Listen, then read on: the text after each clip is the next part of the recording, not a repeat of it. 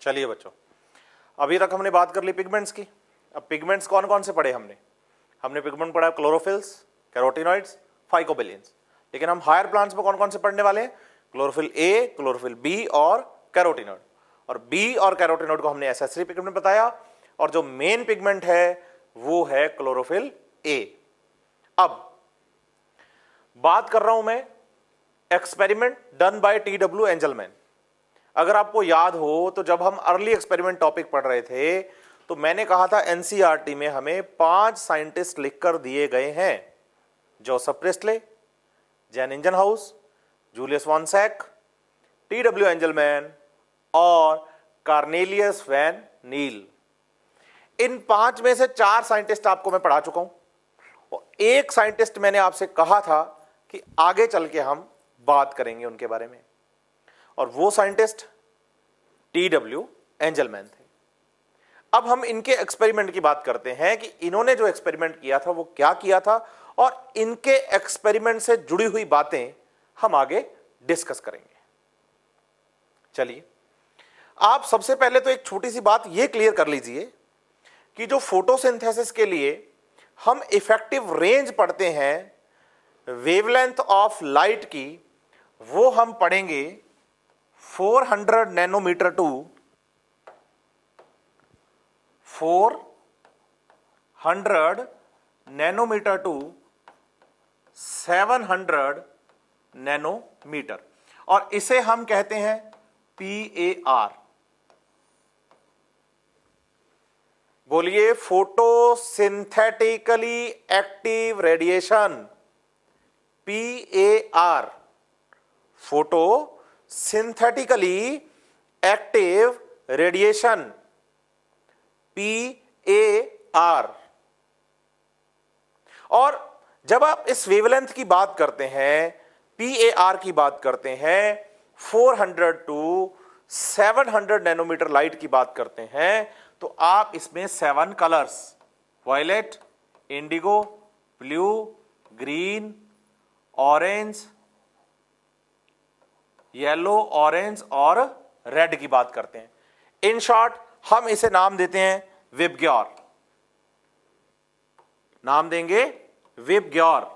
Violet, indigo, blue, green, yellow, orange and red. How many colours? 7 colours. तो सबसे कम wavelength की light कौन है? वायलेट है। और सबसे ज्यादा वेवलेंथ की लाइट कौन है? रेड लाइट है। अब इस PAR पर बेस्ड एक्सपेरिमेंट है टी.डब्ल्यू. एंजलमैन का। सबसे पहले तो बात क्लियर करेंगे टी.डब्ल्यू. एंजलमैन ने अपने एक्सपेरिमेंट्स में क्या क्या यूज किया। टी.डब्ल्यू. एंजलमैन ने अपने एक्सपेरिमेंट में यूज किया एक एल्गी जिसका नाम क्लेडोफोरा है। और क्लेडोफोरा फोटोसिंथेटिक एल्गी है, तो उसमें क्या प्रेजेंट होंगे? उसमें प्रेजेंट होंगे जी क्लोरोप्लास्ट, और साथ में उन्होंने लिए एरोबिक बैक्टीरिया। देखिए, एल्गी है तो पानी में होगी, तो वाटर टैंक है छोटा सा, उसके अंदर क्लेडोफोरा एल्गी है, और साथ में क्या रखे हैं? एरोबिक बैक्टीरिया रखे हैं। यहां बच्चे, मैं ये एक्सपेरिमेंट स्टार्ट करने से पहले 2 चीजें आपको क्लियर कर रहा हूं, 2 शब्द, 2 वर्ड आपको क्लियर कर रहा हूं। अब ध्यान से सुनिएगा। एक तो टर्म है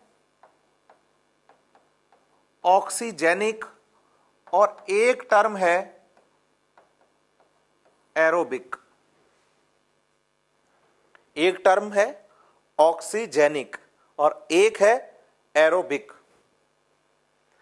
एरोबिक टर्म जो है बच्चे वो रेस्पिरेशन के लिए है। जैसे मैं कह रहा हूं एरोबिक बैक्टीरिया, तो आप याद करिए, याद रखिए, एरोबिक बैक्टीरिया का मतलब जो अपने रेस्पिरेशन में ऑक्सीजन यूज करते हैं, वो हो गए एरोबिक। और ऑक्सीजेनिक, ऑक्सीजेनिक टर्म है फोटोसिंथेसिस के लिए। ऑक्सीजेनिक टर्म है फोटोसिंथेसिस के लिए। ऑक्सीजेनिक मींस जो O2 लिबरेट करते हैं अपने फोटोसिंथेसिस के टाइम पे। इसका मतलब जो ऑर्गेनिज्म अपने फोटोसिंथेसिस के टाइम पर वाटर का यूज करते हैं और ऑक्सीजन प्रोड्यूस करेंगे, आप उन्हें ऑक्सीजेनिक फोटोसिंथेटिक ऑर्गेनिज्म कहेंगे। इसका मतलब बैक्टीरिया नॉन ऑक्सीजेनिक है, क्योंकि बैक्टीरिया अपने फोटोसिंथेसिस में H2O नहीं H2S यूज करते हैं और वो रिलीज सल्फर को करेंगे, ना कि ऑक्सीजन को। तो हम बैक्टीरिया को क्या नाम देंगे? नॉन ऑक्सीजेनिक, और प्लांट्स को ऑक्सीजेनिक। तो बताइए क्लेडोफोरा कैसा ऑर्गेनिज्म है? तो क्लेडोफोरा ऑक्सीजेनिक फोटोसिंथेटिक ऑर्गेनिज्म है, जो अपने फोटोसिंथेसिस के टाइम पर ऑक्सीजन रिलीज करेगा। और बैक्टीरिया रेस्पिरेशन कर रहे हैं एरोबिक रेस्पिरेशन, जो कि अपने रेस्पिरेशन के टाइम पर ऑक्सीजन को यूटिलाइज करेंगे, यूज करेंगे। चलिए, इन्होंने एक व्हाइट लाइट ली। व्हाइट लाइट से मतलब आपको याद रखना है बच्चे कि 7 कलर्स का मिक्सर है, विबग्योर का मिक्सर है। इसमें 7 कलर एक साथ मिक्स्ड हैं, ऐसी लाइट को व्हाइट लाइट कहते हैं। इस व्हाइट लाइट को उन्होंने किस में से निकाला? प्रिज्म में से। प्रिज्म में जब प्रिज्म में से निकाला तो 7 रंग जो है वो अलग अलग हो गए। आप देखिए ध्यान से, violet, indigo, blue, green, yellow, orange और रेड, ये 7 रंग हो गए अलग अलग। अब इनको यह पता करना था कि फोटोसिंथेसिस लाइट की प्रेजेंस में होता है, और जो ऊपर से सनलाइट आ रही है, व्हाइट लाइट जो है, उसमें 7 कलर्स हैं। उन 7 कलर्स में से फोटोसिंथेसिस सबसे ज्यादा कौन सी लाइट में होगा? देखिए, क्लेडोफोरा एक ऑक्सीजेनिक फोटोसिंथेसिस करने वाला ऑर्गेनिज्म है। तो जब ये ऑक्सीजेनिक फोटोसिंथेसिस करेगा तो लाइट गिरने की वजह से ऑक्सीजन लाइब्रेट करेगा, ऑक्सीजन का प्रोडक्शन करेगा। तो मुझे कैसे पता चले कि क्लेडोफोरा ने कौन सी लाइट में ज्यादा फोटोसिंथेसिस किया है? तो सिंपल बात है, जिस लाइट में ऑक्सीजन का प्रोडक्शन ज्यादा हुआ होगा, उस लाइट में फोटोसिंथेसिस भी ज्यादा हुआ होगा। मतलब मैं फोटोसिंथेसिस की रेट पता कर सकता हूं ऑक्सीजन लाइब्रेट होने की अमाउंट से, कि ऑक्सीजन कितनी अमाउंट में लिबरेट हो रही है। जितनी लिबरेट हो रही है उतना फोटोसिंथेसिस ज्यादा हो रहा है। अब इस एक्सपेरिमेंट में जब क्लेडोफोरा एल्गी पर लाइट गिराई गई, तो क्लेडोफोरा एल्गी पर जब लाइट गिराई गई तो यह पता करना है कि इन 7 कलर्स में से सबसे ज्यादा फोटोसिंथेसिस कौन सी लाइट में हो रहा है। वो हमें पता चलेगा कि किस लाइट में ज्यादा ऑक्सीजन निकल रही है। और उस ऑक्सीजन निकलने का पता करने के लिए आपने यहां पर यूज किया है एरोबिक बैक्टीरिया का, क्योंकि ये क्लेडोफोरा एल्गी जो कि प्लांट है, ये फोटोसिंथेसिस से ऑक्सीजन को प्रोड्यूस करेगा और एरोबिक बैक्टीरिया उस ऑक्सीजन को यूज करेगा।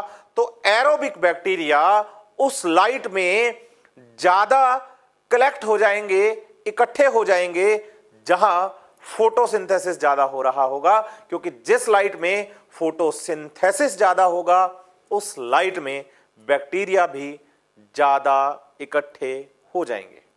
अगर आप इसमें देखें तो आप देख पाएंगे कि इस पॉइंट पर और इस पॉइंट पर बैक्टीरिया सबसे ज्यादा है, मतलब रेड और ब्लू लाइट में फोटोसिंथेसिस ज्यादा हो रहा है। अगर पूछा जाए कि इन 7 कलर्स में से सबसे ज्यादा फोटोसिंथेसिस कहां है, तो हम बताएंगे ब्लू और रेड लाइट की जो वेवलेंथ है उसमें फोटोसिंथेसिस ज्यादा है। और हमसे पूछा जाए कि कहां पर फोटोसिंथेसिस सबसे कम है, तो हम कहेंगे जी ग्रीन में फोटोसिंथेसिस सबसे कम है। सीधा मतलब आप समझिए बच्चे, ये जो ग्राफ है, ये सॉरी जो एक्सपेरिमेंट है, जो डायग्राम है, ये डायग्राम हमें क्या शो कर रहा है? ये डायग्राम हमें शो कर रहा है कि भाई ब्लू और रेड लाइट में बैक्टीरिया ज्यादा इकट्ठे हुए हैं और ग्रीन लाइट में बैक्टीरिया कम इकट्ठे हुए हैं, क्योंकि ब्लू और रेड लाइट में फोटोसिंथेसिस क्लेरोफोरा एल्गी ने ज्यादा किया होगा, इसलिए ऑक्सीजन ज्यादा बनी होगी, तो ऑक्सीजन का यूज करने वाले बैक्टीरिया भी ज्यादा इकट्ठे हो गए। जब आप एनसीईआरटी पेज नंबर 208 से सेकंड पैराग्राफ से टी.डब्ल्यू. एंजलमैन का एक्सपेरिमेंट पढ़ेंगे तो वहां ये आपको साफ साफ लिखा हुआ मिलेगा कि टी.डब्ल्यू. एंजलमैन ने अपने एक्सपेरिमेंट में यूज किया है एरोबिक बैक्टीरिया का ऑक्सीजन निकलने की साइट का पता लगाने के लिए। मतलब एरोबिक बैक्टीरिया हमें यह बता रहे हैं कि भाई कौन सी लाइट में ज्यादा ऑक्सीजन निकल रही है। इसका मतलब 7 कलर की जो लाइट है, व्हाइट लाइट, उस 7 कलर की लाइट, व्हाइट लाइट में 7 रंग हैं अलग अलग वेवलेंथ के। उन 7 रंगों की अलग अलग वेवलेंथ में से ब्लू और रेड कलर की वेवलेंथ में फोटोसिंथेसिस ज्यादा हो रहा है। यह टी.डब्ल्यू. एंजलमैन का एक्सपेरिमेंट शो करता है कि जो एक्शन स्पेक्ट्रम है फोटोसिंथेसिस का, और एक्शन स्पेक्ट्रम हम बता सकते हैं कि ब्लू और रेड लाइट में एक्शन ज्यादा है और ग्रीन में एक्शन कम है। तो कहते हैं first action spectrum of the photosynthesis was दस डिस्क्राइब्ड बाय टी.डब्ल्यू. एंजलमैन। और कैसे उन्होंने एक्सपेरिमेंट किया वो मैं आपको क्लियर कर चुका हूं। अब हम आगे चलते हैं इसी बात को लेकर। बात आती है कि ब्लू और रेड लाइट में ही फोटोसिंथेसिस ज्यादा क्यों हुआ, समझिए। अब हम बात कर रहे हैं एब्जॉर्प्शन स्पेक्ट्रम की। टी.डब्ल्यू. एंजलमैन का एक्सपेरिमेंट पढ़ने के बाद हम बात करने जा रहे हैं एब्जॉर्प्शन स्पेक्ट्रम की, कि जो 7 रंग हमारे पास हैं व्हाइट लाइट में, 400 नैनोमीटर टू 700 नैनोमीटर में, PAR में, जिसे कि हम कह रहे हैं फोटोसिंथेटिकली एक्टिव रेडिएशन, उस PAR में 400 नैनोमीटर टू 700 नैनोमीटर की लाइट में एब्जॉर्प्शन स्पेक्ट्रम की वो डिस्कस कर रहे हैं कि क्लोरोफिल कौन सी लाइट को ज्यादा एब्जॉर्ब करते हैं, या फोटोसिंथेटिक पिगमेंट्स कौन सी लाइट को ज्यादा एब्जॉर्ब करते हैं। सुनिए, यहां जब आप इसको पढ़ेंगे तो आप इसे समझ पाएंगे एक ग्राफ से। ये ग्राफ आपकी एनसीईआरटी में गिवन है। एनसीईआरटी पेज नंबर 210 पर 3 ग्राफ हैं, 13.3a, 13.3b और 13.3c। अभी हम जो बात कर रहे हैं वो पेज नंबर एनसीईआरटी 210 के 13.3a ग्राफ की बात कर रहे हैं। यह ग्राफ शो करता है absorbance of the light by the chloroplast pigments. अब क्लोरोप्लास्ट प्लांट्स में है, प्लांट्स में क्लोरोप्लास्ट में फोटोसिंथेटिक पिगमेंट भी आपको 3 याद करने हैं, क्लोरोफिल ए, क्लोरोफिल बी और कैरोटीनॉइड्स। ये जो है ये आपको एक्स एक्सिस पर दी गई है वेवलेंथ 400 नैनोमीटर टू 700 नैनोमीटर। और इन ग्राफ्स में आप समझिए बच्चे कि जो ब्लू कलर की लाइन है वो क्लोरोफिल ए को रिप्रेजेंट करती है, क्लोरोफिल ए के एब्जॉर्प्शन को रिप्रेजेंट करती है, और जो लाइन ग्रीन कलर की है वो क्लोरोफिल बी के एब्जॉर्प्शन को रिप्रेजेंट करती है, और जो लाइन बच्चे आपको दी गई है ब्लैक कलर की वो लाइन रिप्रेजेंट करती है कैरोटीनॉइड्स को। देखिए, अगर आप 400 नैनोमीटर टू 700 नैनोमीटर तक लाइट की बात कर रहे हैं तो यहां 400 नैनोमीटर से 700 नैनोमीटर तक 7 डिफरेंट वेवलेंथ्स की लाइटें, violet, indigo, blue, green, yellow, orange और रेड। तो आप इस ग्राफ में देख पाएंगे कि जो पिगमेंट्स हैं फोटोसिंथेटिक पिगमेंट्स, वो ब्लू कलर की लाइट और रेड कलर की लाइट का एब्जॉर्प्शन ज्यादा करते हैं। और अभी अभी हम पढ़ के आए हैं, टी.डब्ल्यू. एंजलमैन ने एरोबिक बैक्टीरिया का यूज करते हुए यह बताया कि फोटोसिंथेसिस ब्लू और रेड कलर की लाइट में ज्यादा होता है। अब अगर आपसे पूछ लिया जाए कि फोटोसिंथेसिस ब्लू और रेड कलर की लाइट में ही ज्यादा क्यों होता है, तो हम बता सकते हैं कि जो फोटोसिंथेटिक पिगमेंट्स हैं वो ब्लू और रेड लाइट की वेवलेंथ का एब्जॉर्प्शन ज्यादा करते हैं। तो जिस लाइट का एब्जॉर्प्शन ज्यादा होगा उसी लाइट में फोटोसिंथेसिस भी ज्यादा होगा। मींस जिसका एब्जॉर्प्शन, जिस लाइट का एब्जॉर्प्शन ज्यादा, उस लाइट में फोटोसिंथेसिस भी ज्यादा। आप देखिए, ग्रीन कलर की लाइट में एब्जॉर्प्शन डाउन चला गया है। ग्रीन कलर की लाइट में एब्जॉर्प्शन डाउन चला गया है। इसका मतलब कि ग्रीन लाइट का एब्जॉर्प्शन नहीं हो रहा है। अब ग्रीन लाइट का एब्जॉर्प्शन नहीं है, इसलिए ग्रीन लाइट में फोटोसिंथेसिस भी हमने सबसे कम बताया। देखिए, यह साइंस का रूल आपने पढ़ा है कि जो जिस कलर का दिखाई देगा वो उस कलर को एब्जॉर्ब नहीं करेगा।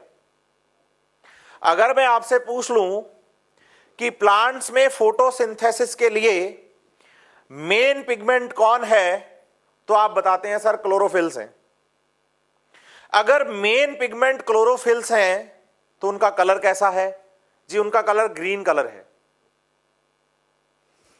तो सनलाइट जो 7 कलर एक साथ आ रहे हैं व्हाइट लाइट में, उसमें से ऐसी कौन सी लाइट है जिसे क्लोरोफिल्स एब्जॉर्ब नहीं करते बल्कि रिफ्लेक्ट करते हैं, तभी तो वो ग्रीन कलर के दिखते हैं। तो आप बताते हैं सर वो ग्रीन कलर है क्योंकि वो ग्रीन कलर को एब्जॉर्ब नहीं करते, उसको रिफ्लेक्ट कर देते हैं। तो बताइए ग्राफ एब्जॉर्प्शन का है या रिफ्लेक्शन का है? तो बात आती है सर ये ग्राफ तो एब्जॉर्प्शन का है, जहां आपने एक्स एक्सिस पर तो वेवलेंथ ऑफ द लाइट लिया है और वाई एक्सिस पर आपने एब्जॉर्प्शन की पीक ली है। तो बताइए कि ग्रीन कलर के हैं क्लोरोफिल्स, तो क्लोरोफिल्स ग्रीन कलर को एब्जॉर्ब नहीं करते, इसलिए ग्रीन कलर में फोटोसिंथेसिस भी सबसे कम है। इसका मतलब जिस लाइट का एब्जॉर्प्शन ज्यादा होगा उसी में तो फोटोसिंथेसिस ज्यादा होगा। अगर पूछ लिया जाए कि टी.डब्ल्यू. एंजलमैन के एक्सपेरिमेंट में ब्लू और रेड लाइट में ही बैक्टीरिया ज्यादा क्यों कलेक्ट हुए, ज्यादा क्यों इकट्ठे हुए, तो सीधा आंसर क्या आएगा कि ब्लू और रेड लाइट का एब्जॉर्प्शन फोटोसिंथेटिक पिगमेंट्स ज्यादा करते हैं, इसलिए फोटोसिंथेटिक रेट भी ज्यादा आएगी। चलिए, ये जो फर्स्ट ग्राफ है बच्चे, ये एब्जॉर्प्शन का ग्राफ है। इस ग्राफ को अगर आप ध्यान से देखेंगे तो यहां ब्लू कलर की लाइन क्लोरोफिल ए को रिप्रेजेंट करती है और ग्रीन कलर की लाइन क्लोरोफिल बी को रिप्रेजेंट करती है। आप याद रखिए, क्लोरोफिल बी ब्लू लाइट का एब्जॉर्प्शन क्लोरोफिल ए की कंपेयर में ज्यादा करते हैं। देखिए इतना डिफरेंस आ रहा है। क्लोरोफिल बी क्लोरोफिल ए के कंपेयर में ब्लू लाइट को ज्यादा एब्जॉर्ब करते हैं। लेकिन जब आप रेड लाइट की बात करते हैं तो यहां ये बात उल्टी हो जाती है कि जो क्लोरोफिल ए है ब्लू कलर की लाइन और क्लोरोफिल बी है ग्रीन कलर की लाइन, तो यहां क्लोरोफिल ए क्लोरोफिल बी से ज्यादा रेड लाइट एब्जॉर्ब करेगा। तो बताइए क्लोरोफिल बी ए से ज्यादा एब्जॉर्ब करता है ब्लू लाइट को, क्लोरोफिल ए ज्यादा रेड लाइट एब्जॉर्ब करता है as compare to chlorophyll B. आपसे ऐसा क्वेश्चन भी अगर पूछा जाए तो आप इसे भी क्लियर कर सकते हैं इस ग्राफ के थ्रू। इसके बाद जब हम आगे चल रहे हैं बच्चे, तो अब हम चल रहे हैं एक्शन स्पेक्ट्रम की तरफ। अभी जो हमने पढ़ा वो एब्जॉर्प्शन स्पेक्ट्रम पढ़ा, अभी हम जो बढ़ रहे हैं आगे वो हम बढ़ रहे हैं एक्शन स्पेक्ट्रम की तरफ। तो देखिए वही 400 नैनोमीटर टू 700 नैनोमीटर तक की हम लाइट पढ़ने जा रहे हैं। Violet, indigo, blue, green, yellow, orange और रेड तक। हमने कहा इन 7 कलर्स में ब्लू और रेड लाइट की जो वेवलेंथ है उसका एब्जॉर्प्शन क्लोरोफिल्स ज्यादा करेंगे। अगर उस लाइट का एब्जॉर्प्शन ब्लू और रेड का एब्जॉर्प्शन ज्यादा है तो उसमें photosynthetic rate means the action भी ज्यादा है। ये जो सेकंड ग्राफ है ये एनसीईआरटी पेज नंबर 210 पे ही आपको मिलेगा। तीन ग्राफ एक साथ हैं 13.3 में। अभी मैं जो डिस्कस कर रहा हूं ये 13.3 बी को डिस्कस कर रहा हूं बच्चे। ये एक्शन का ग्राफ है और एक्शन भी तो एब्जॉर्प्शन के अकॉर्डिंग ही चलेगा।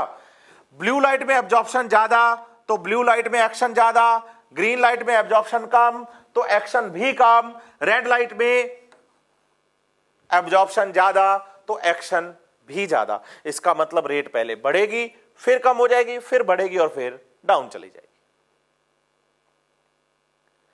समझिए, जो एब्जॉर्प्शन स्पेक्ट्रम है वैसा ही कुछ ना कुछ क्या चल रहा है एक्शन स्पेक्ट्रम। मींस जिस लाइट का एब्जॉर्प्शन ज्यादा है उस लाइट में एक्शन भी ज्यादा है। ऐसा ही ग्राफ आया है हमारे पास। अब बात आती है कि सर आपने कहा एब्जॉर्प्शन ज्यादा तो एक्शन भी ज्यादा। हमें समझ में आ गई ये बात। आपने कहा कि जो फोटोसिंथेटिक पिगमेंट्स हैं वो ब्लू और रेड लाइट का एब्जॉर्प्शन ज्यादा करते हैं, तो फोटोसिंथेसिस ब्लू और रेड लाइट में ज्यादा होता है, यह भी हमें समझ में आया। लेकिन आप हमें यह समझाइए कि हमारे पास फोटोसिंथेटिक पिगमेंट्स तीन टाइप के हैं जो कि हमने पढ़े हैं हायर प्लांट्स के लिए, क्लोरोफिल ए, क्लोरोफिल बी और कैरोटीनॉइड। अब इन तीनों में से जो एक्शन है वो डिपेंड किस पे करता है? तो बात आती है कि एक्शन तो तीनों पर डिपेंड कर रहा है लेकिन मेन क्लोरोफिल ए पर डिपेंड करता है, क्योंकि हम बोल के आए हैं कि फोटोसिंथेसिस के लिए क्लोरोफिल ए एक मेन पिगमेंट है, एक मेजर पिगमेंट है, एक चीफ पिगमेंट है। बात आती है हाउ। आप ये कैसे कह सकते हैं कि क्लोरोफिल ए फोटोसिंथेसिस का मेन, चीफ या मेजर पिगमेंट है? इस बात को समझा जा सकता है तीसरे ग्राफ से। जब आप तीसरा ग्राफ देखेंगे तो उसमें आपको ब्लू कलर की लाइन दिख रही है। बताइए, जो ब्लू कलर की लाइन है सर वो क्लोरोफिल ए का एब्जॉर्प्शन का ग्राफ है, और जो ब्लैक कलर की लाइन दिख रही है ना इसके ऊपर वो action spectrum means rate of photosynthesis का ग्राफ है। देखिए, हमने कहा कि ब्लू लाइट में और रेड लाइट में फोटोसिंथेसिस ज्यादा होता है। मैं कहता हूं कि रेट ऑफ फोटोसिंथेसिस मेनली जो डिपेंड करती है वो absorption spectrum of chlorophyll A पर डिपेंड करती है। इसका कारण क्या है कि जो रेट का ग्राफ है वो क्लोरोफिल ए के एब्जॉर्प्शन के ग्राफ के साथ ओवरलैप कर रहा है।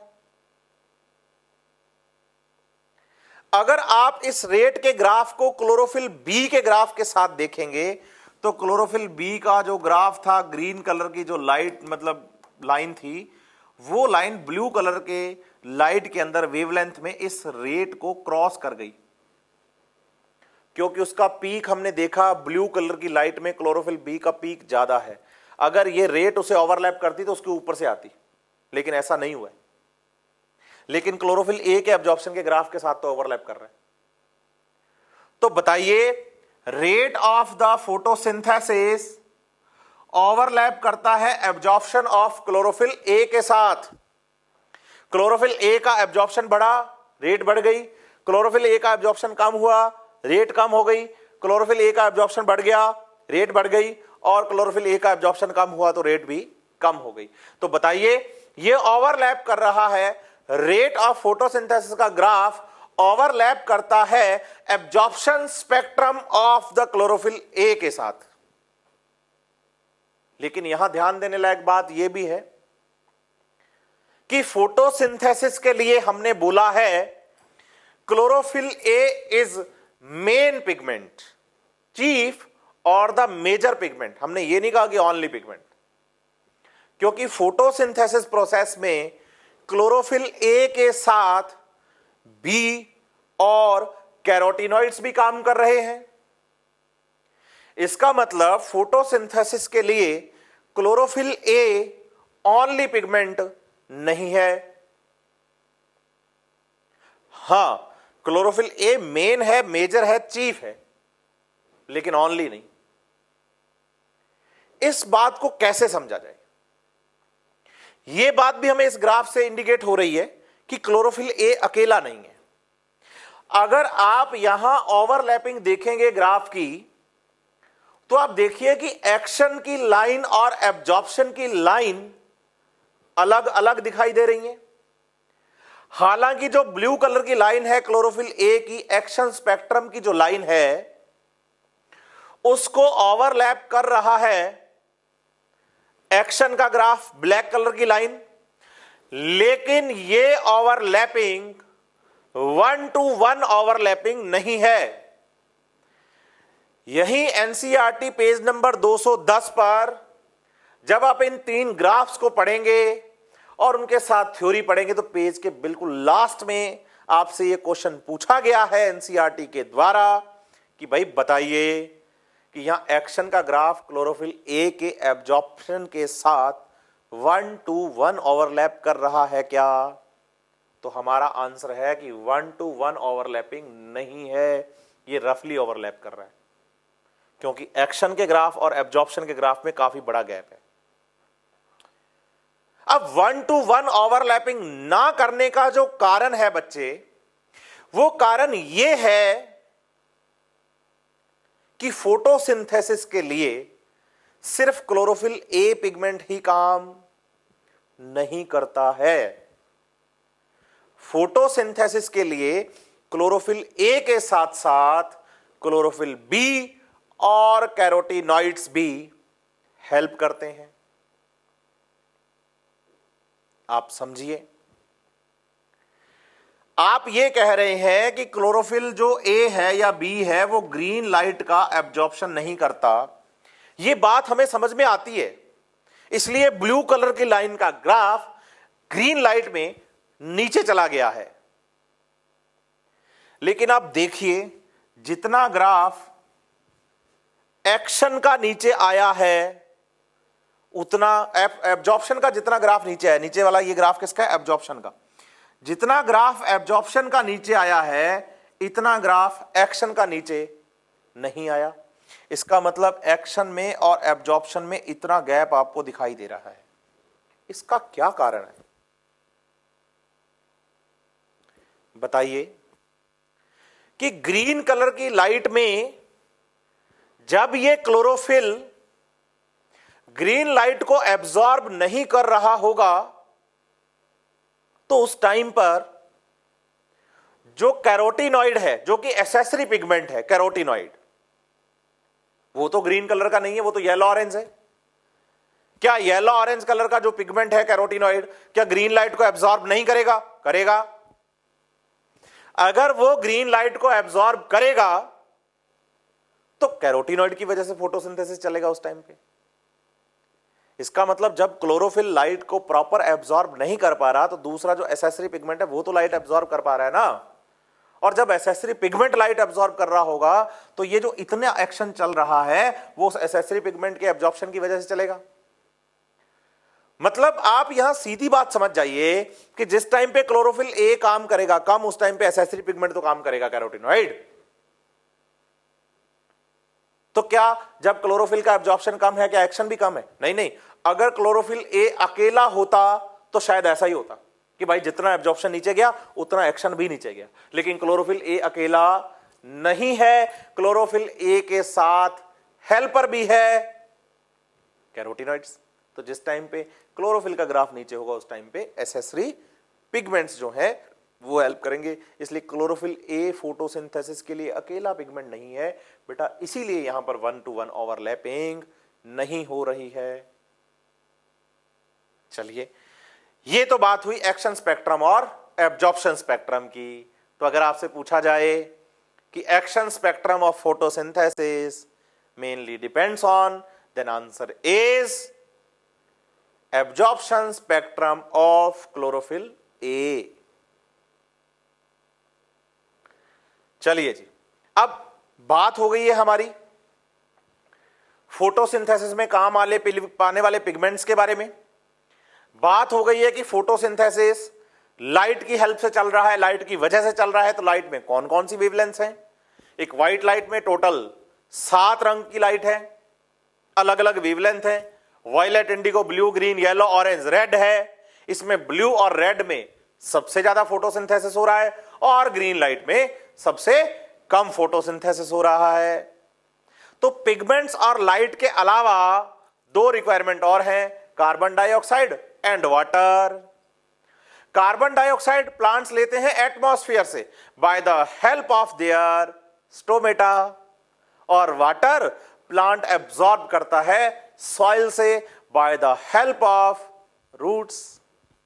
अब वाटर कैसे एब्जॉर्ब होता है, कैसे लीफ तक आता है, भाई इसके लिए हमारे पास पूरा एक चैप्टर है और चैप्टर का नाम है ट्रांसपोर्ट इन प्लांट, वहां डिस्कस करेंगे।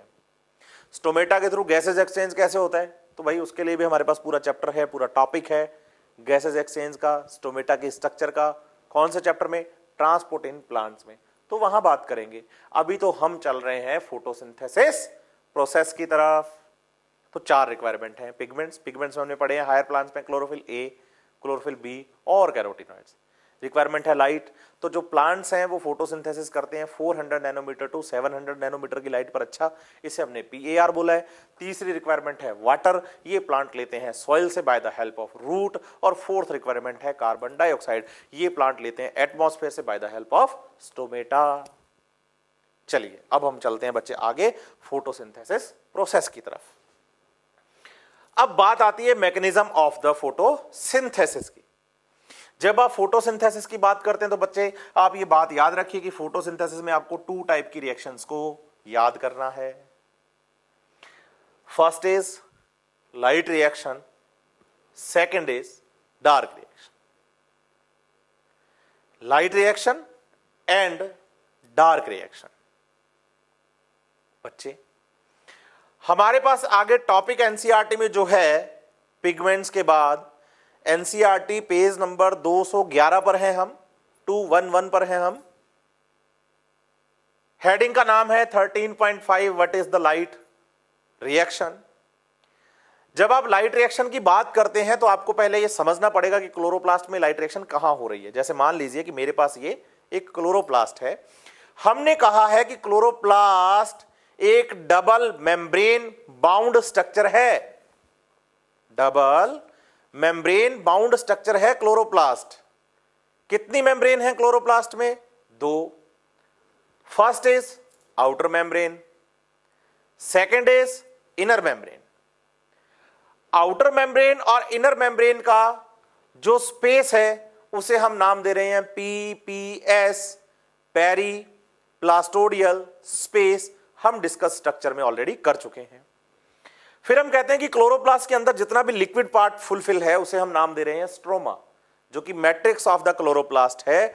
और स्ट्रोमा में आपको मिलेगा ग्रेना, जो कि मेम्ब्रेनस पार्ट है, मेम्ब्रेन बाउंड है। और इसमें हर एक जो मेम्ब्रेन बाउंड स्ट्रक्चर है, लेमिलर स्ट्रक्चर है, उसे हमने नाम दिया है थाइलेकोइड्स। तो chloroplast double membrane bound structure, बाहर 2 मेम्ब्रेन है, दोनों के बीच में स्पेस PPS है। क्लोरोप्लास्ट के अंदर जो लिक्विड है उसे हमने नाम दिया है स्ट्रोमा। और स्ट्रोमा में जो मेम्ब्रेनस पार्ट प्रेजेंट है उस मेम्ब्रेनस पार्ट का नाम क्या है? ग्रेना। अब आपको यहां समझना है कि जो ग्रेना पार्ट है उसमें चलती है लाइट रिएक्शन। देखो हमने जब पहले भी ये बात डिस्कस की है कि क्लोरोप्लास्ट की स्ट्रक्चर पढ़ते टाइम कि क्लोरोप्लास्ट में डिवीजन ऑफ लेबर होता है। यहां फोटोसिंथेसिस में 2 टाइप की रिएक्शन है, लाइट रिएक्शन और डार्क रिएक्शन। लाइट रिएक्शन का काम दे दिया गया है ग्रेना पार्ट को और डार्क रिएक्शन का काम दे दिया गया है स्ट्रोमा पार्ट को। अब जब ग्रेना पार्ट में लाइट रिएक्शंस चलती हैं तो लाइट रिएक्शन से क्या क्या बनेगा? बोलिए। लाइट रिएक्शन से सर NADPH2 का फॉर्मेशन होगा, लाइट रिएक्शन से ATP बनेगा और O2 बनेगा, ऑक्सीजन बनेगी। लेकिन आप यहां यह बात भी याद रखिए कि फोटोसिंथेसिस की लाइट रिएक्शन में बनने वाली ऑक्सीजन एक बाय प्रोडक्ट है। बाय प्रोडक्ट का मतलब है कि ये फोटोसिंथेसिस प्रोसेस में काम नहीं आएगी। फोटोसिंथेसिस प्रोसेस के दौरान जो ऑक्सीजन बनेगी वो स्टोमेटा के थ्रू लीव से बाहर रिलीज कर दी जाएगी। ये प्रोसेस में आगे काम आने वाली नहीं है। ऑक्सीजन जैसी बनेगी वैसी ही एटमॉस्फेयर में निकल जाएगी। लेकिन ग्रेना में चलने वाली लाइट रिएक्शन की वजह से जो NADPS2 और ATP बनेगा, ये ATP और NADPS2 दोनों ही काम आएंगे किसमें? डार्क रिएक्शन में। और डार्क रिएक्शन में इस ATP और NADPS2 को यूटिलाइज करते हुए कार्बन डाइऑक्साइड से ग्लूकोज का फॉर्मेशन कर दिया जाएगा। तो बताइए, क्लोरोप्लास्ट में लाइट रिएक्शन कहां होती हैं? ग्रेना में होती हैं। डार्क रिएक्शन कहां होती हैं? स्ट्रोमा में होती हैं। चलिए, लाइट रिएक्शंस के प्रोडक्ट क्या हैं? लाइट रिएक्शन के प्रोडक्ट हैं ATP, NADPS2 and oxygen. Oxygen यहां बाई प्रोडक्ट है, जैसा बनेगा वैसा ही एटमॉस्फेयर में निकल जाएगा। ये आगे फोटोसिंथेसिस प्रोसेस में काम नहीं आने वाला है। और ATP और NADPS2 जो लाइट रिएक्शन से बनेंगे वो काम आएंगे डार्क रिएक्शंस में, और डार्क रिएक्शन में कार्बन डाइऑक्साइड का यूज करते हुए हम फॉर्मेशन करवा देंगे बच्चे किसका? ग्लूकोज का। चलिए, अब जब हम क्लोरोप्लास्ट की बात करते हैं तो आप समझिए कि क्लोरोप्लास्ट जो कि एक डबल मेम्ब्रेन बाउंड स्ट्रक्चर है, इसमें ग्रेना पार्ट प्रेजेंट है। ग्रेना पार्ट प्रेजेंट है और ग्रेना में चलती है लाइट रिएक्शन। तो अभी हम पहले डिस्कस करने जा रहे हैं लाइट रिएक्शंस के बारे में, और फिर हम उसके बारे में बाद में डिस्कस करेंगे डार्क रिएक्शंस के बारे में। अभी हम किसके बारे में कर रहे हैं बात? लाइट रिएक्शन के बारे में। तो बताइए, लाइट रिएक्शन क्लोरोप्लास्ट के कौन से पार्ट में होती है? ग्रेना पार्ट में।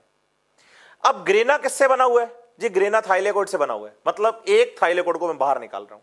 ऐसी बहुत सारी थाइलेकोइड्स हैं, हम पहले भी पढ़ चुके हैं। जो थाइलेकोइड्स ग्रुप बनाती हैं उनको ग्रेना थाइलेकोइड कहते हैं, और जो सिंगल रहती हैं उन्हें स्ट्रोमा थाइलेकोइड कहते हैं। ये हम बात पहले भी कर चुके हैं क्लोरोप्लास्ट की स्ट्रक्चर में।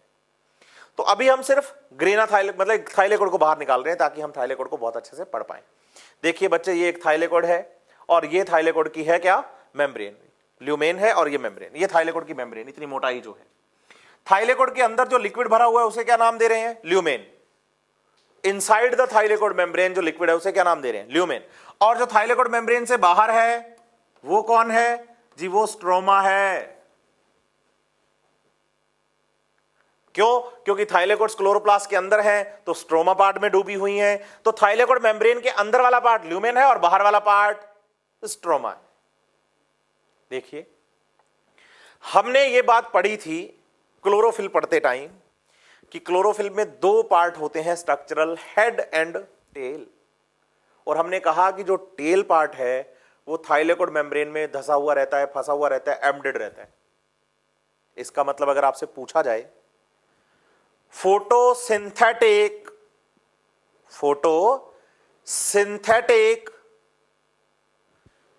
जो पिगमेंट हैं क्लोरोफिल्स वो कहां है? बताइए सर। क्लोरोप्लास्ट में। क्लोरोप्लास्ट में कहां है? बताइए। ग्रेना में है। ग्रेना में कहां है? बताइए। थाइलेकोइड में। और अगर पूछा जाए थाइलेकोइड में कहां है तो बताइए थाइलेकोइड मेम्ब्रेन में है। अब जो फोटोसिंथेटिक पिगमेंट्स थाइलेकोइड मेम्ब्रेन में प्रेजेंट हैं, फोटोसिंथेटिक पिगमेंट्स थाइलेकोइड मेम्ब्रेन में प्रेजेंट हैं, ये पिगमेंट्स ग्रुप्स की फॉर्म में होते हैं। मतलब एक एक अलग अलग पिगमेंट नहीं प्रेजेंट है, बहुत सारे पिगमेंट्स हैं जो ग्रुप्स बनाते हैं। मतलब एक ग्रुप यहां, दूसरा यहां, तीसरा यहां। तो आप जो ग्रीन कलर के डॉट दिख रहे हैं ना थाइलेकोइड मेम्ब्रेन में, ये ग्रुप ऑफ द पिगमेंट्स है। ग्रुप ऑफ द पिगमेंट्स मतलब थाइलेकोइड मेम्ब्रेन के अंदर जो फोटोसिंथेटिक पिगमेंट्स हैं वो in the form of groups present हैं बच्चे। और एक ग्रुप का जो नाम है, मतलब फोटोसिंथेटिक पिगमेंट्स के एक ग्रुप का जो नाम है उसे हम नाम दे रहे हैं बेटा क्या? क्वांटासोम। और एक क्वांटासोम का फॉर्मेशन 250 to 400 पिगमेंट मॉलिक्यूल्स करते हैं। एक क्वांटासोम का फॉर्मेशन 250 to 400 पिगमेंट मॉलिक्यूल्स करेंगे। तो ऐसे बहुत सारे ग्रुप्स प्रेजेंट हैं थाइलेकोइड मेम्ब्रेन में। साथ ही साथ इन क्वांटासोम्स के अलावा थाइलेकोइड मेम्ब्रेन में दो स्पेशल प्रोटीन्स आपको और याद करने हैं, जिन्हें हम नाम दे रहे हैं F0 particle and F1 particle. बच्चे इन दोनों को मिलाकर F1 और F0 को मिलाकर आप ऑक्सीसोम या एलिमेंट्री पार्टिकल्स भी कहेंगे, F0 एंड F1। ध्यान देने लायक बात यहां पर यह है कि जो थाइलेकोइड मेम्ब्रेन का F0 पार्ट है, F0 पार्ट, वो तो थाइलेकोइड मेम्ब्रेन में पूरी तरह से फिट है। देखेंगे आप तो मेम्ब्रेन में आर पार जा रहा है F0। लेकिन जो F1 पार्टिकल है, F1 पार्टिकल, F1 प्रोटीन जो है, वो थाइलेकोइड मेम्ब्रेन में सरफेस पर जुड़ी हुई है F1 के साथ। तो F1 पूरा मेम्ब्रेन के अंदर है और F0 पूरा मेम्ब्रेन के अंदर है और F1 इसके साथ मेम्ब्रेन की सरफेस पर जुड़ा हुआ है। तो बोलिए, मेम्ब्रेन्स में दो टाइप की प्रोटीन हम पढ़ते हैं, एक integral proteins and peripheral proteins. तो आप बता सकते हैं F0 एक इंटीग्रल प्रोटीन है और F1 एक पेरिफेरल प्रोटीन है, और दोनों को मिलाकर आप ऑक्सीसोम कहिए, आप एलिमेंट्री पार्टिकल कहिए। यहां पर ही तो एटीपी बनना है। कैसे बनना है, इनका क्या काम है, क्वांटासोम क्या करते हैं, इनको कैसे काम करना है फोटोसिंथेसिस में, ये सारी बातें हम बहुत अच्छे से डिस्कस करने वाले हैं। फिर अब आप क्या करिए कि क्लोरोप्लास्ट के ग्रेना में से आपने थाइलेकोइड बाहर निकाल लिया है और थाइलेकोइड मेम्ब्रेन में आपने कहा है कि फोटोसिंथेटिक पिगमेंट्स ग्रुप्स में प्रेजेंट हैं और उन ग्रुप्स का नाम क्वांटासोम है। तो अब आप ऐसा करिए ना, क्वांटासोम को बाहर निकाल लीजिए। अब इसके बारे में बात करते हैं। एक क्वांटासोम पिगमेंट्स का बहुत बड़ा ग्रुप है। एक क्वांटासोम जो है वो पिगमेंट्स का काफी बड़ा ग्रुप है। देखिए, इसमें हमने कहा है कि 250 से 400 पिगमेंट मॉलिक्यूल्स प्रेजेंट होते हैं क्वांटासोम के अंदर। देखिए, ये एक ग्रुप है पिगमेंट्स का। इनमें आपको मिलेंगे पिगमेंट मॉलिक्यूल्स, जिसमें कौन कौन से पिगमेंट्स होंगे, बोलिए। इन पिगमेंट मॉलिक्यूल्स में sir chlorophyll A, chlorophyll B और कैरोटीनॉइड, ये तीनों टाइप के पिगमेंट यहां पर मिलेंगे, क्योंकि हम हायर प्लांट के क्लोरोप्लास्ट के थाइलेकोइड मेम्ब्रेन में क्वांटासोम को पढ़ रहे हैं। हायर प्लांट के प्लांट सेल के क्लोरोप्लास्ट की थाइलेकोइड के अंदर क्वांटासोम को पढ़ रहे हैं, और हायर प्लांट में क्लोरोफिल ए, क्लोरोफिल बी और कैरोटीनॉइड होते हैं। तो देखिए आप, इस एक क्वांटासोम में जो पिगमेंट मॉलिक्यूल्स हैं उनमें क्लोरोफिल ए है, क्लोरोफिल बी है और कैरोटीनॉइड है। कौन कौन से पिगमेंट हैं, क्लोरोफिल ए, क्लोरोफिल बी और सर कैरोटीनॉइड्स हैं। तीनों टाइप के पिगमेंट्स हैं। अब आप मान लीजिए कि ये जो हम क्वांटासोम पढ़ रहे हैं, इसमें टोटल 400 पिगमेंट मॉलिक्यूल्स हैं। How many? 400। तो बताइए, उन 400 पिगमेंट मॉलिक्यूल्स में से कोई एक क्लोरोफिल ए क्या कहलाएगा? बोलिए सर, रिएक्शन सेंटर। इसका मतलब बाकी 399 जो है ना, वो तो पिगमेंट मॉलिक्यूल्स हैं क्वांटासोम के, लेकिन उन 400, क्योंकि मैं एग्जांपल 400 का लेके चल रहा हूं कि एक क्वांटासोम में मान लेता हूं मैं 400 पिगमेंट मॉलिक्यूल्स हैं, जिसको मैंने बाहर निकाला है आपको पढ़ाने के लिए, उसमें मान के चल रहा हूं कि 400 पिगमेंट मॉलिक्यूल्स हैं। तो मान लीजिए उसमें एक क्लोरोफिल ए एक रिएक्शन सेंटर का काम कर रहा है और बाकी 399 पिगमेंट मॉलिक्यूल्स हैं। सिंपल है। और उन पिगमेंट मॉलिक्यूल्स को मैं नाम दूंगा लाइट हार्वेस्टिंग कॉम्प्लेक्स। मतलब रिएक्शन सेंटर के अलावा जितने भी पिगमेंट्स प्रेजेंट हैं, जितने भी, उनको मैं नाम दे रहा हूं लाइट हार्वेस्टिंग कॉम्प्लेक्स, या मैं बोलता हूं antenna molecules. Light harvesting complex या एंटेना मॉलिक्यूल्स। बच्चे आपको यहां कंफ्यूज नहीं होना है, कहीं आपको यह लग जाए कि सर 400 पिगमेंट मॉलिक्यूल्स में से सिर्फ एक ही क्लोरोफिल ए है। नहीं नहीं, क्लोरोफिल ए बहुत सारे हैं, लेकिन उनमें से रिएक्शन सेंटर कोई एक ही है। भी जैसे मान के चलता हूं कि 400 पिगमेंट मॉलिक्यूल्स हैं, तो मान लेते हैं कि इस क्वांटासोम में 200 तो क्लोरोफिल ए थे, 150 क्लोरोफिल बी थे और 50 कैरोटिनॉइड थे।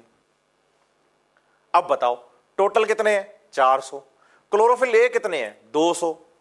इन 200 में से रिएक्शन सेंटर कितने हैं? एक। तो बाकी 199 बोलो वो एलएचसी का पार्ट है, लाइट हार्वेस्टिंग कॉम्प्लेक्स का पार्ट है। किसका पार्ट है? एंटेना मॉलिक्यूल्स का पार्ट है। तो ग्रुप जो है ना पूरा पिगमेंट मॉलिक्यूल्स का, उन पिगमेंट मॉलिक्यूल्स में से क्लोरोफिल ए तो बहुत सारे हैं, लेकिन रिएक्शन सेंटर का काम कोई एक ही क्लोरोफिल ए करेगा, और जो रिएक्शन सेंटर है वो क्लोरोफिल ए है। ये पक्का है कि वो क्लोरोफिल ए ही होगा, कैरोटिनॉइड या क्लोरोफिल बी नहीं। रिएक्शन सेंटर हमेशा क्लोरोफिल ए है, क्योंकि main chief pigment chlorophyll A ही है फोटोसिंथेसिस का। फिर देखिए आप, हमारे पास ये जो रिएक्शन सेंटर हमने क्लोरोफिल ए पढ़ा है और ये जो पिगमेंट मॉलिक्यूल्स पढ़े हैं, इन सब पर एक साथ लाइट गिरेगी, एक साथ लाइट गिरेगी। फोटोन गिरे, फोटोनिक एनर्जी, लाइट को हम बताते हैं फोटॉन्स। तो एक साथ इन सभी पिगमेंट मॉलिक्यूल्स पर क्या गिरी? लाइट गिरी। याद करो जब मैंने आपको ये लाइन पढ़ाई थी कि भाई जो एसेसरी पिगमेंट्स होते हैं वो सिर्फ क्लोरोफिल ए के साथ लाइट ही एब्जॉर्ब नहीं करते, बल्कि बट ऑल्सो क्लोरोफिल ए को प्रोटेक्ट करते हैं फोटो ऑक्सीडेशन से। तो मैंने कहा था लाइट सब एब्जॉर्ब करते हैं, क्लोरोफिल ए भी, बी भी, कैरोटिनॉइड भी, रिएक्शन सेंटर भी, सारे लाइट तो सब एब्जॉर्ब करेंगे, लेकिन सब लाइट को एब्जॉर्ब करने के बाद अपनी एनर्जी एक से दूसरे, दूसरे से तीसरे, तीसरे चौथे में जाते हुए फाइनल वो अपनी एनर्जी किसको दे देते हैं? रिएक्शन सेंटर को। तो बताइए सारे पिगमेंट मॉलिक्यूल्स मिलकर अपनी एनर्जी किसको ट्रांसफर कर देंगे? रिएक्शन सेंटर क्लोरोफिल ए को ट्रांसफर कर देंगे। और जैसे ही एनर्जी क्लोरोफिल ए के पास जाएगी, किसके पास जाएगी? जैसे ही एनर्जी क्लोरोफिल ए के पास जाएगी तो क्लोरोफिल ए में से क्या निकलेगा? इलेक्ट्रॉन। और अब ये इलेक्ट्रॉन काम आएगा फोटोसिंथेसिस प्रोसेस को चलाने में। और फर्स्ट ऑफ ऑल आप ये बात याद रखिए कि जब किसी क्वांटासोम से, रिएक्शन सेंटर से एक इलेक्ट्रॉन निकलकर आता है, तो उस इलेक्ट्रॉन का यूज करने के लिए सबसे पहले उसका एक प्राइमरी एक्सेप्टर है जो उस इलेक्ट्रॉन को एक्सेप्ट करेगा और आगे प्रोसेस को रन करवाएगा। बात आती है प्राइमरी एक्सेप्टर कौन, अभी डिस्कस करने की बात नहीं, आगे आ जाएगा। कैसे रन करवाएगा ये इलेक्ट्रॉन प्रोसेस को, ये भी हमने बहुत अच्छे से पढ़ना है।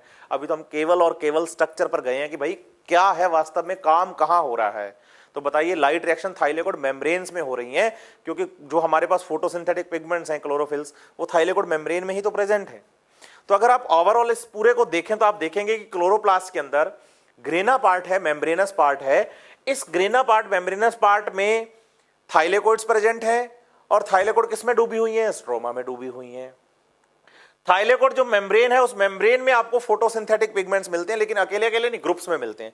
एक ग्रुप का नाम क्वांटासोम है, एक ग्रुप का नाम क्वांटासोम है, और उस क्वांटासोम में बहुत सारे पिगमेंट मॉलिक्यूल्स हैं। और साथ ही साथ थाइलेकोइड मेम्ब्रेन में आपको F0 और F1 पार्टिकल्स भी मिलते हैं। और थाइलेकोइड के अंदर जो लिक्विड भरा हुआ है उसे हम नाम दे रहे हैं ल्यूमेन। अब एक क्वांटासोम को अगर बाहर निकालें तो बताइए क्वांटासोम में बहुत सारे पिगमेंट मॉलिक्यूल्स हैं। अब ये जो पिगमेंट मॉलिक्यूल्स हैं, इनमें आपको क्लोरोफिल ए भी मिलेंगे, बी भी मिलेंगे और कैरोटिनॉइड भी मिलेंगे। लेकिन इन सभी पिगमेंट्स में से कोई एक क्लोरोफिल ए रिएक्शन सेंटर का काम करेगा। जब इन पिगमेंट्स पर लाइट गिरेगी तो बाकी सारे पिगमेंट्स लाइट को इकट्ठा करके किसको दे देंगे? क्लोरोफिल ए को। इसलिए तो बाकी पिगमेंट मॉलिक्यूल्स को क्या बोल रहे हैं? लाइट हार्वेस्टिंग कॉम्प्लेक्स की लाइट आई, गिरी, एनर्जी इकट्ठी की और किसको दे दी? क्लोरोफिल ए को। तो सोचो क्लोरोफिल ए के पास तो एनर्जी का क्या हो गया? अंबार लग गया, इतनी सारी एनर्जी हो गई और उसका इलेक्ट्रॉन बाहर आ गया। तो बताओ ये जो इलेक्ट्रॉन क्लोरोफिल ए मतलब रिएक्शन सेंटर से बाहर आया है, ये एक हाई एनर्जी इलेक्ट्रॉन है। इस इलेक्ट्रॉन के पास एनर्जी बहुत सारी है, क्योंकि एक तो क्लोरोफिल ए की एनर्जी है, क्योंकि लाइट अब्सॉर्ब की थी उसने, बाकी सारे पिगमेंट्स ने भी तो क्लोरोफिल ए को एनर्जी दी है। तो सोचो इस इलेक्ट्रॉन के पास एनर्जी बहुत सारी है, और इस इलेक्ट्रॉन को किसने लिया? प्राइमरी एक्सेप्टर ने, जो कि इस प्रोसेस को आगे रन करवाएगा। इसका मतलब जो एसेसरी पिगमेंट्स हैं हमारे पास, मतलब जिनको हमने लाइट हार्वेस्टिंग कॉम्प्लेक्स में पढ़ा है, ये एसेसरी पिगमेंट फोटोसिंथेटिक एफिशिएंसी को इंक्रीज कर देते हैं। सोचो अगर क्लोरोफिल ए अकेला बेचारा इलेक्ट्रॉन देता तो थोड़ी सी एनर्जी वाला इलेक्ट्रॉन देता, लेकिन जब सबने मिलकर एनर्जी ट्रांसफर कर दी तो बल्क में गई है एनर्जी इलेक्ट्रॉन के साथ, बल्क में। इसका मतलब जो प्रोसेस चलेगा ना आगे फोटोसिंथेसिस, बड़ा अच्छे से चलेगा, बड़ी एफिशिएंसी के साथ चलेगा। इसलिए मैं कह सकता हूं कि लाइट हार्वेस्टिंग कॉम्प्लेक्स में जो काम कर रहे हैं एंटेना मॉलिक्यूल्स जो हैं, ये फोटोसिंथेटिक एफिशिएंसी को बढ़ा देते हैं, इंक्रीज कर देते हैं। साथ ही साथ आपको यह भी याद रखना है कि थाइलेकोइड मेम्ब्रेन में ये जो क्वांटासॉम्स हैं, फोटोसिंथेटिक पिगमेंट्स जो प्रेजेंट हैं, ये प्रोटीन बाउंडेड होते हैं। कैसे होते हैं? प्रोटीन बाउंडेड होते हैं। इनके चारों तरफ क्या प्रेजेंट है? प्रोटीन प्रेजेंट है जी। दूसरी एक बात और बच्चे आप याद रखिए, अगर आपसे पूछा जाए कि फोटोसिंथेटिक प्रोसेस जो है वो कहां से स्टार्ट होता है, तो बताइए क्लोरोफिल के एक्साइटमेंट से, क्योंकि पहली बार तो इलेक्ट्रॉन बाहर निकलेगा तभी तो प्रोसेस चलेगा। और ये क्लोरोफिल कहां प्रेजेंट है? क्वांटासोम में। तो अल्टीमेटली प्रोसेस कहां से स्टार्ट हो रहा है? बोलिए, फोटोसिंथेसिस प्रोसेस क्वांटासोम से स्टार्ट हो रहा है। इसलिए कभी अगर आपसे पूछा जाए कि फोटोसिंथेटिक यूनिट्स कौन है, तो आपका आंसर होगा quantasomes are photosynthetic units. Quantasomes are photosynthetic units. तो क्वांटासोम्स को फोटोसिंथेटिक यूनिट्स कहा जाता है। अब ये जो थाइलेकोइड मेम्ब्रेन के अंदर आपको बच्चे मिल रहे हैं क्वांटासोम्स, इनके दो टाइप हैं। कितने टाइप हैं? दो टाइप हैं। किसके बेसिस पर हैं? तो बताइए, रिएक्शन सेंटर के बेसिस पर है। क्योंकि रिएक्शन सेंटर हमने पढ़ा है ना कि जो क्वांटासोम है, इस क्वांटासोम में हमारे पास एक क्लोरोफिल ए रिएक्शन सेंटर का काम करता है। तो इस रिएक्शन सेंटर के बेसिस पर हमारे पास दो टाइप के क्वांटासोम्स हैं, या बहुत सारे पिगमेंट्स मिलकर काम कर रहे हैं। तो आप इसे पिगमेंट सिस्टम भी कह सकते हैं, आप इसे फोटो सिस्टम भी कह सकते हैं। तो मतलब आप क्वांटासोम बोलिए, आप फोटो सिस्टम बोलिए, आप पिगमेंट सिस्टम बोलिए, तीनों एक ही स्ट्रक्चर का नाम है। Reaction centre plus LHC pigment system है, reaction centre plus LHC photosystem है, reaction centre plus LHC quantasome है। तो क्वांटासोम बोलिए, फोटो सिस्टम बोलिए, पिगमेंट सिस्टम बोलिए। हमारे पास कितने टाइप के हैं? दो टाइप के हैं।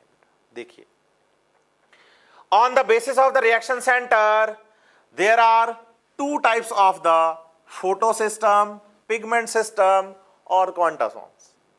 फर्स्ट कौन है? बोलिए, हमारे पास फर्स्ट है सर फोटो सिस्टम फर्स्ट या pigment system first. In short इसे PS1 लिखा जाता है।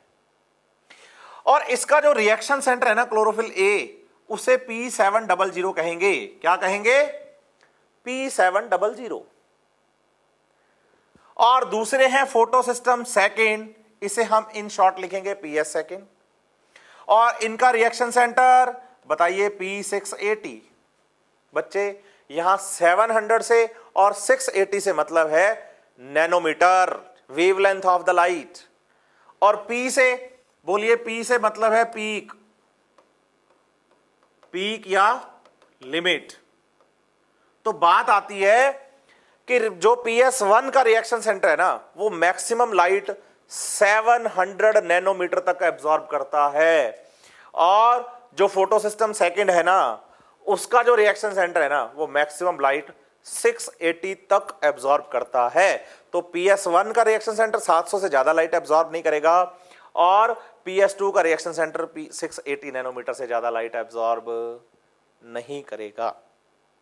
और यह भी याद रखिए कि एक थाइलेकोइड मेम्ब्रेन जो है, ये थाइलेकोइड मेम्ब्रेन है ना, इसमें बहुत सारे पिगमेंट सिस्टम है। अगर आप देखेंगे तो यहां पर बहुत सारे क्वांटासोम्स हैं, फोटो सिस्टम्स हैं। तो इस थाइलेकोइड मेम्ब्रेन में दोनों ही तरह के पिगमेंट सिस्टम मिलेंगे। मतलब कुछ तो PS1 होंगे और कुछ PS2 होंगे। तो बोलिए, थाइलेकोइड्स में दोनों तरह के पिगमेंट सिस्टम मिलते हैं। किसी का रिएक्शन सेंटर 700 नैनोमीटर वाली वेवलेंथ का पीक वाला होगा और किसी का 680 की पीक वाला होगा। और लाइट जब गिरेगी तो लाइट तो सभी फोटो सिस्टम पर साइमल्टेनियसली गिरेगी। तो PS1 और PS2 दोनों पर अगर लाइट गिराई जाए तो सनलाइट तो दोनों पर एक साथ गिरने वाली है। तो बात आती है कि सर इसे 1 और 2 नाम कैसे दिया गया? तो बताइए, PS1 और PS2 जो नाम दिया गया है वो इनकी डिस्कवरी के बेसिस पर दिया गया है कि पहले डिस्कवर हुए हैं PS1 और उसके बाद डिस्कवर हुए हैं PS2। हालांकि लाइट तो दोनों पर एक साथ ही गिरने वाली है। भी ऊपर से जब सनलाइट आएगी तो ये फर्केशन थोड़ी करेगी कि मैं पहले PS1 पे गिरूं या 2 पे गिरूं, वो तो दोनों पे एक साथ ही गिरेगी। अब दोनों पे एक साथ गिरेगी तो सिंपल सी बात है, दोनों का एक्साइटमेंट या दोनों की फंक्शनिंग तो साइमल्टेनियसली होती है। तो फिर इनका PS1 और PS2 नाम कैसे है?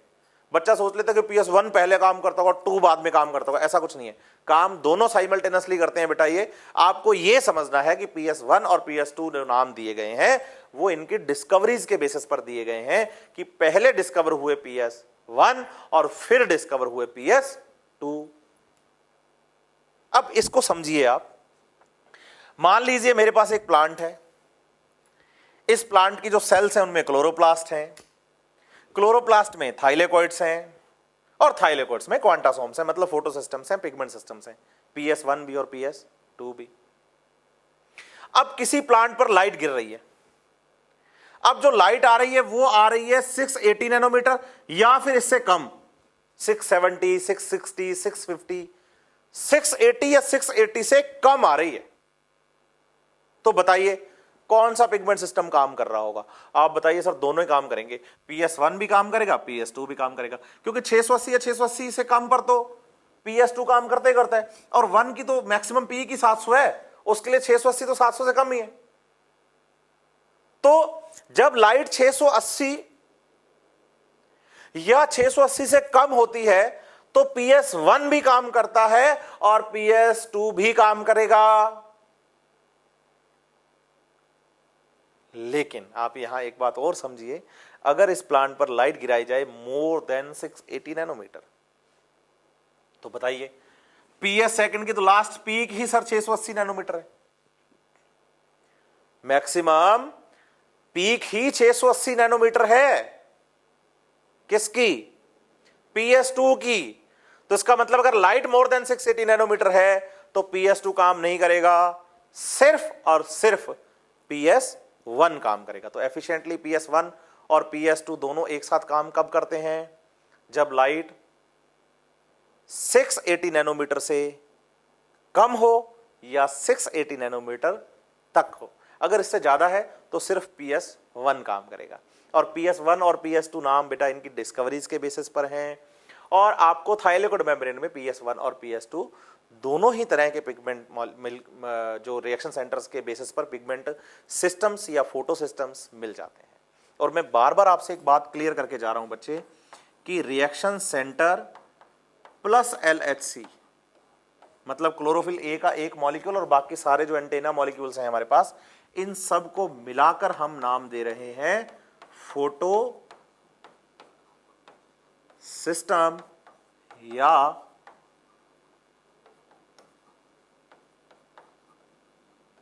Pigment system. तो फोटो सिस्टम और पिगमेंट सिस्टम जो टर्म है वो रिएक्शन सेंटर और LHC लाइट हार्वेस्टिंग कॉम्प्लेक्स को मिलाकर दिया गया है। और ये फोटो सिस्टम और पिगमेंट सिस्टम मेरे पास दो टाइप के हैं।